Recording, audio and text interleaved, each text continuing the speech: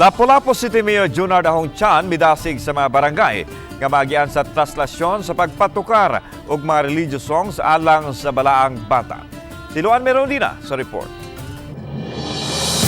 Ganihang buntag, gipahigayon na ang final coordination meeting uban sa technical working group alang sa ipahigayong Traslacion subay sa kapistahan ni Señor Sto Niño.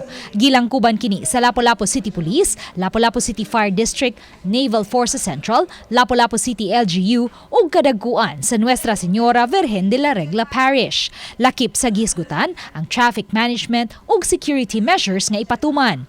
Karon pa lang, may giset up na nga platform sa tiilan sa First Mactan-Mandawi Bridge diin mosayaw ang mga sinulog dancers sa dakbayan ug mopahimutang usab sa dapit ang mga city officials nga modawat sa mga imahe ni Señor Sto Niño, Birhen sa Guadalupe ug ni Señor San Jose sa alas 12 sa tungang gabi sa Enero 20.